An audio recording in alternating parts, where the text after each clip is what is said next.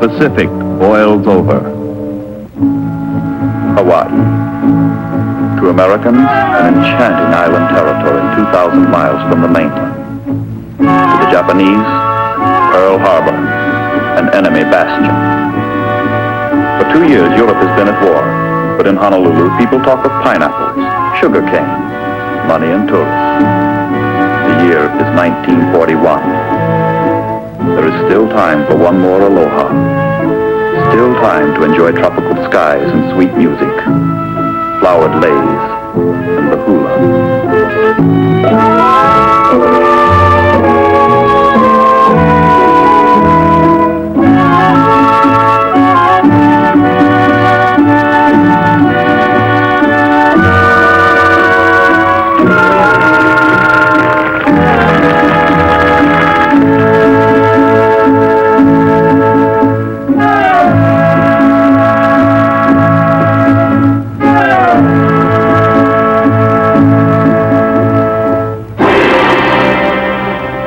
On another Pacific island, beyond the international dateline, events which will change the course of history are maturing with reckless rapidity. Tokyo, the brain of the Japanese Empire, looks brisk, efficient, modern, as is proper for the capital of the most thoroughly industrialized nation in the East. Simultaneously, two opposed levels of culture exist side by side, Oriental and Occidental. Social, economic, and religious ideas from an isolated past survive with superimposed industrial methods and Western ways. The face of Japan is baffling. A strange mixture of the very ancient with the brand new. But one face is familiar. The world has learned to recognize aggression. Japan is marching. Techniques she has learned so well from the West are harnessed into ideas cultivated in the East.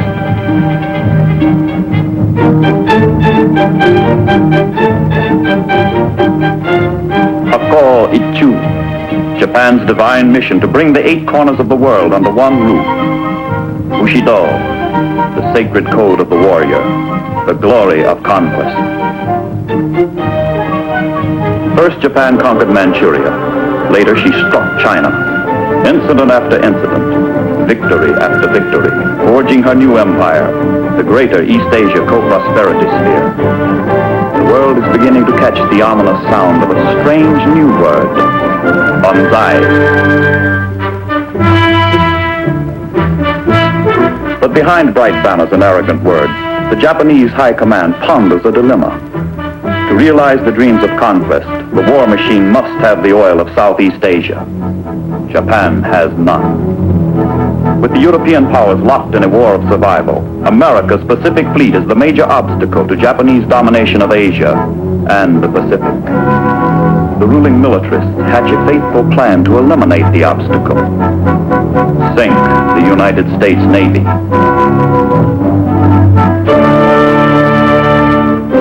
Guns are sighted on Pearl Harbor, the key to America's defense in the Pacific, the headquarters of the United States Pacific Fleet. Japan knows the attack she is planning means war. But if she sinks the principal striking force of the United States Navy, the prize is worth the risk. Such bold designs demand hard study and exact intelligence.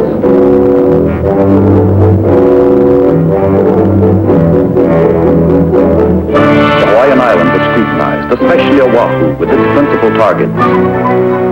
Honolulu, Pearl Harbor, the major airfields, installations of every kind, forts, naval bases, warehouses, dry docks. Every military factor of importance is pinpointed for the coming attack.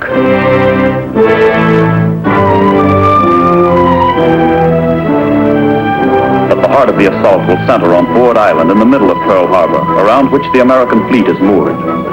Intelligence reports, main enemy force here, destroyers here, cruisers, converted target ship Utah, seaplane tender. There is little the Japanese do not know in advance. The Navy's finest pilots are picked to deliver the assault, which will be carried out entirely by carrier-based aircraft. Technically and emotionally, their indoctrination is as perfect as human ingenuity can make it.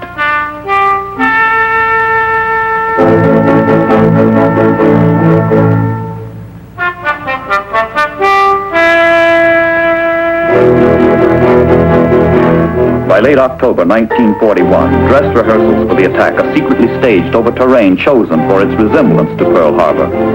Air crews hold repeated, highly realistic maneuvers, perfecting their teamwork, practicing approaches, sharpening their marksmanship. Plans and decisions become orders and action.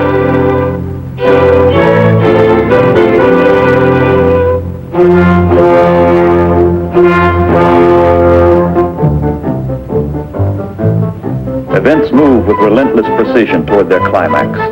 In early November, Admiral Yamamoto, designer of the Pearl Harbor attack, orders his striking force to advance into Hawaiian waters, and upon the very opening of hostilities, attack the main force of the United States fleet.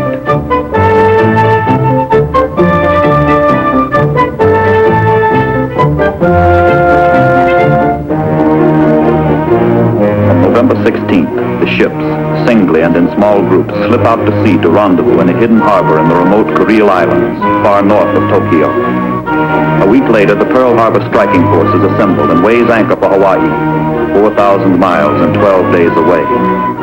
The task force maintains radio silence and travels a roundabout course off normal shipping lanes. Dirty weather and heavy seas help veil its progress.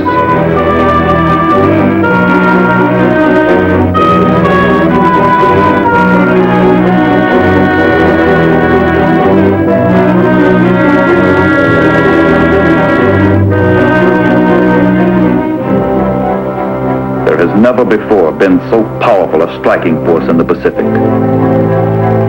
2 fast battleships, 6 of Japan's newest and finest carriers, a screen of 8 destroyers, 3 cruisers and 3 submarines. Aboard the carriers are 40 torpedo bombers, 135 dive bombers, 104 horizontal bombers, and 81 strafing planes. A total of 360 aircraft. Preparing themselves for the attack, pilots pause at Shinto shrines to renew their dedication to the spirits of their ancestors.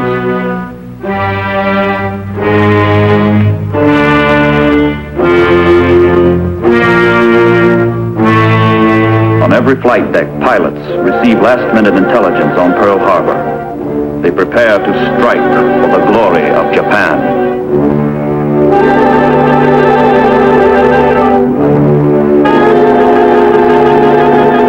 Admiral Nagumo, commander of the task force, delivers a final message from Imperial headquarters in Tokyo. Niitakayama, Nobore. Climb Mount Niitaka.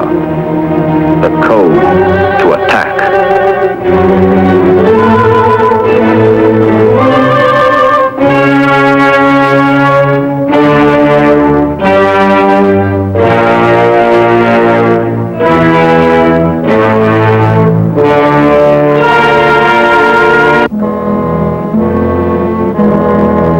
Fresh northwesterly trade is blowing, and the helmsmen swing their carriers into the wind for launching the planes.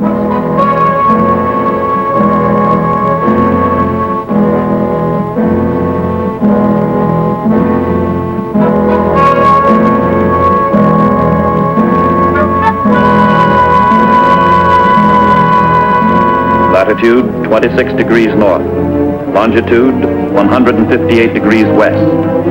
The launching point. Pearl Harbor lies 275 miles to the south. It is 0600. It is X-Day.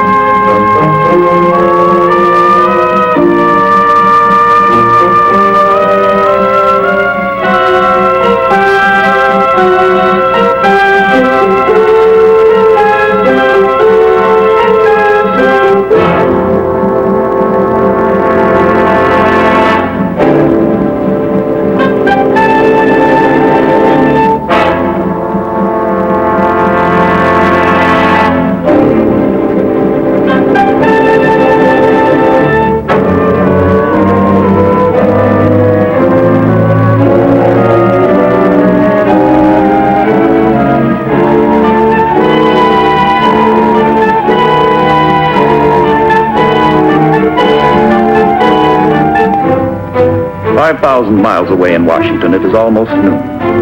At the Navy Department, intelligence experts have had a puzzling Sunday morning. Some time ago, they broke Japan's most carefully guarded code. They've deciphered a dispatch from Tokyo to the Japanese embassy. Secret instructions reject America's request for mediation in the Far Eastern crisis. Order negotiations broken off. Exactly what this means, no one knows. The State Department is uneasy. Secretary Cordell Hull awaits another crucial conference with the Japanese ambassador and a special envoy from Tokyo scheduled for 1 o'clock. The Japanese ask for a 45-minute postponement, but there is no delay in the flight of their warplanes toward Hawaii.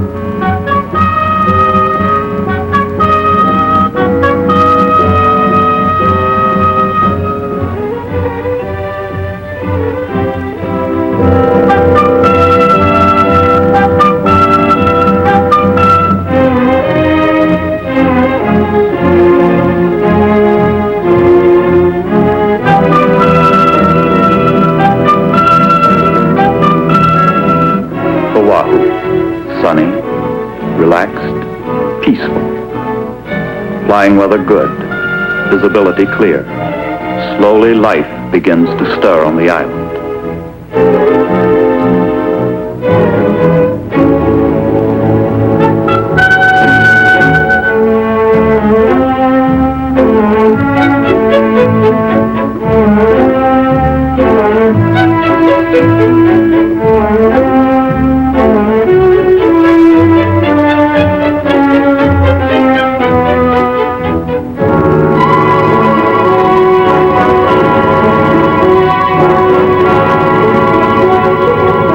Army radar station, a private practices as he waits for the breakfast truck.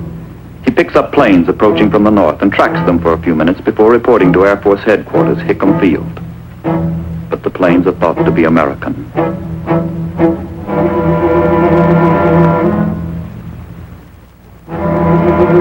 Ten minutes to 8. December 7th, 1941.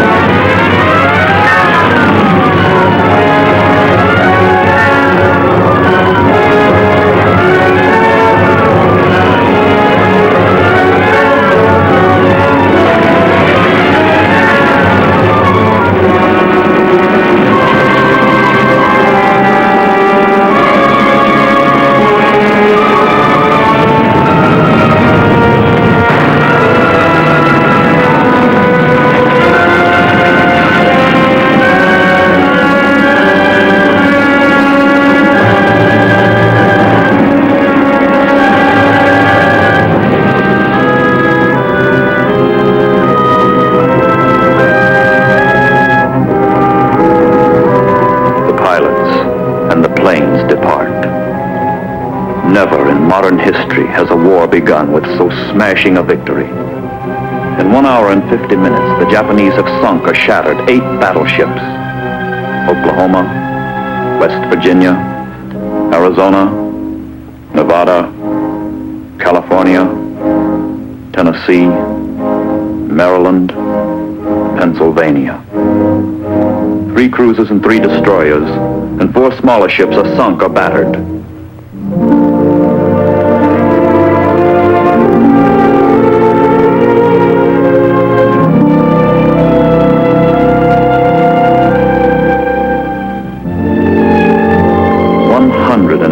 Planes and most of their hangars demolished.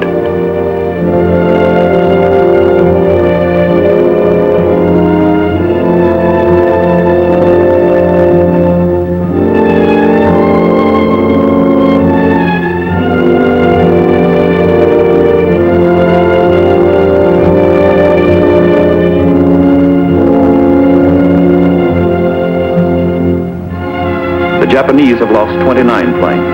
68 of their pilots and sailors are dead, and 5 midget submarines which tried to penetrate Pearl Harbor are beached or sunk. One of the cheapest military triumphs on record.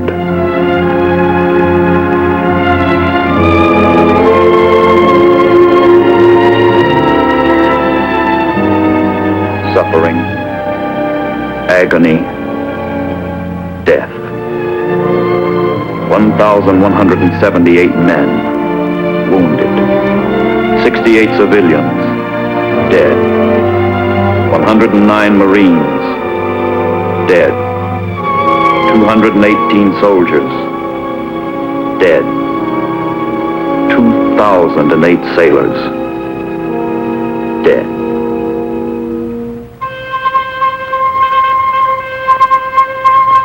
In Tokyo, the government loses no time in exploiting the news of Pearl Harbor, Japan's greatest victory. With pride, an autocratic regime informs an amazed population of its newly won prize. Propaganda carries on where the bombers left off. Japan's mission is being fulfilled. The 8 corners of the world will be under one roof. The militarists have kept their promise. They have demonstrated the power of the Japanese Empire. They have done the impossible. Sunk the United States Navy.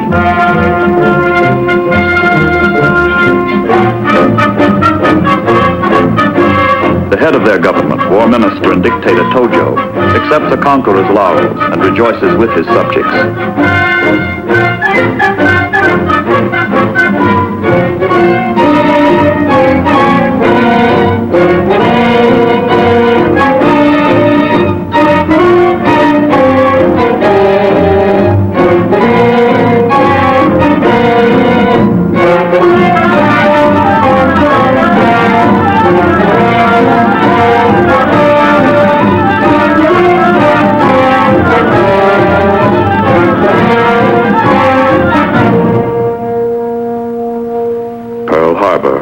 As though the Japanese propagandists are right. So it seems in the aftermath. But while the hulks are still hot from the attack, experts and technicians are being flown in from the mainland. The most extraordinary salvage job in history begins. Hidden in the havoc wrought by the new enemy are the seeds of a miracle. In the ruins, there is life.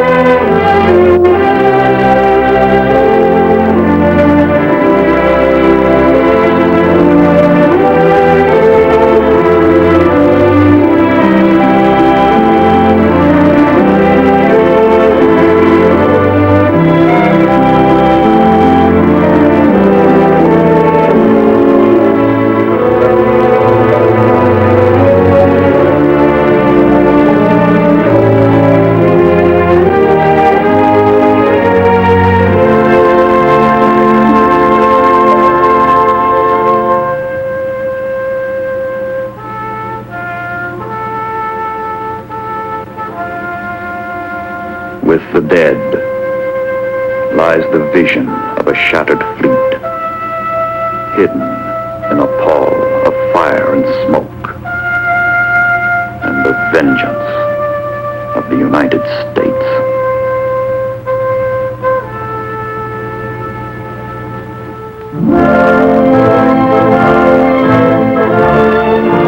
Dead ships sail again. The fleet has arisen from Pearl Harbor.